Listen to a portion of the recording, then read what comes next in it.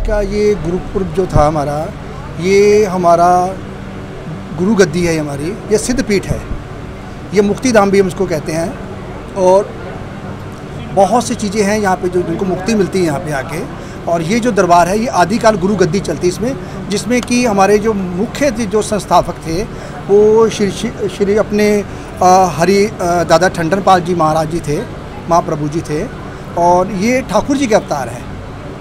और अब मैं आपको नहीं बता सकता, लेकिन मैंने इनके अपने तीनों ही रूपों में दर्शन किए हुए दादाजी के। ठाकुर जी के रूप में भी किए हैं, और राम रूप में भी किए हैं, और नारायण रूप में भी किए हैं उनको। ये जूना अखाड़े के बहुत बड़े संत रहे और नर्मदा खंड के महान संत थे ये, जिन्होंने इस धरती पे 650 वर्ष तक इन्होंने जीवन जिया है इन्होंने, जिसमें इन्होंने काफ़ी समय इन्होंने समाधि भी ली है, जो ज़मीन के नीचे से इन्होंने ली समाधि।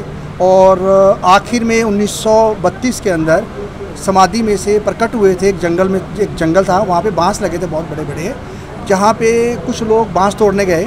जब बांस तोड़ने गए तो उन्होंने जैसे कुल्हाड़ी मारी तो उसमें से आवाज़ आ रही थी सीताराम सीताराम की। तो सीताराम सीताराम की आवाज़ आ रही थी तो लोग डर के भाग गए, क्योंकि आपको देखा होगा पहले के टाइम के लोग थोड़ा इस तरह चीज़ों को बहुत जल्दी डरते थे। उनको लगता था कि उनको भूत है कोई, क्योंकि पहले अंधविश्वास भी तक बहुत सी चीज़ें ऐसी थी जो लोगों को नहीं समझ आती थी। तो वो सब लोग जब गांव में वापस पहुंचे और कुछ बुज़ुर्गों को और कुछ अच्छे लोगों को लेके गए साथ में, जब उन्होंने जा कर के वहाँ जाके देखा उन्होंने कि ये आवाज़ कि ऐसा क्या चमत्कार है कि ये आवाज़ कहाँ से आ रही है।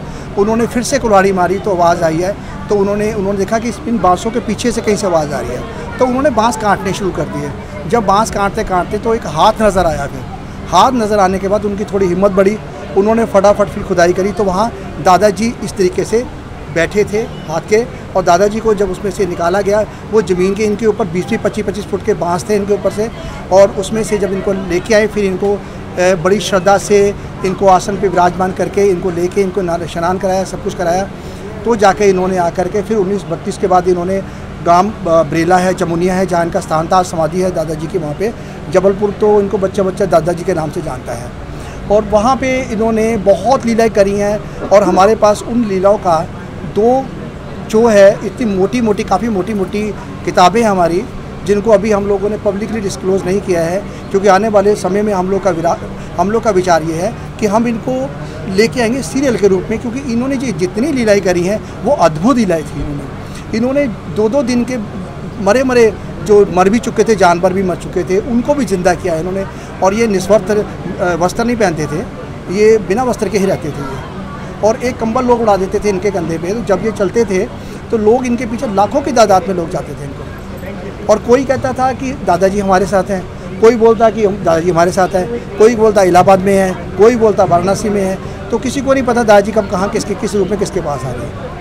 दादाजी उस टाइम क्या होता था कि जब जाते थे दादाजी कहीं पे तो उनके पास एक लक्कड़ का गद्दा होता था जो कंधे पे होता था, जो इतना भारी था जिसको कि आम पब्लिक उसको हिला भी नहीं सकती थी। तो वो एक अद्भुत चीज़ें दादाजी की ऐसी चमत्कार थी। दादाजी ने अथाह लीलाएँ करी है। बहुत सी चीज़ें दादाजी की न्यूज़पेपर में भी आई हैं, बातें बहुत सारी हैं। मन बहुत करता है, क्योंकि इनकी बात जितनी करे उतना मन भर आता है। और इतनी हमारे पास इतना शायद समय आपके पास भी नहीं, हमारे पास भी नहीं है, लेकिन हम ये सब चीज़ें आने वाले समय में दुनिया के आगे भी लेके आएंगे। ये जो दरबार है ये एक ऐसा दरबार है, ये गुरु गद्दी है, ये आदिकाल गद्दी है। ये गद्दी निस्वार्थ भाव से सेवा करती है, करती रहेगी और करती आई भी है। ये इस गद्दी पे आप जितनी संगत आती है, हर शनिवार को ये गद्दी लगती है, जितनी भी संगत आती है उन सभी संगत का हम लोग खाने का, पीने का, रहने का हम पूरा ध्यान रखते हैं। अगर कोई संगत यहाँ पे कष्ट जिनके है, बहुत ज़्यादा परेशानी है, उनको आने में भी परेशानी है, या जिनके पास आने के लिए पैसे नहीं है तो हम उनको किराए के लिए पैसे भी देते हैं। ठीक है, कोई मेडिकल से जूझ रहा हो अपनी परेशानी को लेकर, देखिए मेडिकल देखिए ऐसा होती है, कुछ बता सकते हैं आप? बिल्कुल देखिए ऐसा है, अगर मैं ये कहूँ कि मैं ठीक कर सकता हूँ तो ये कहना बहुत बड़ी बेवकूफ़ी है, क्योंकि ये सब चीज़ें कुदरत के हाथों में है, परमात्मा के हाथों में है। इंसान ये अगर ये दावे करता तो गलत है। ठीक है, क्योंकि देखो देने और लेने वाला वो है। अब ये नहीं पता कि आपको आप सभी देखते हैं कि जो इंसान कष्ट भोग रहा है उसे ये नहीं पता वो किस कर्मों का कष्ट भोग रहा है। अब उन कष्टों को आप कौन होते हो हरने वाले।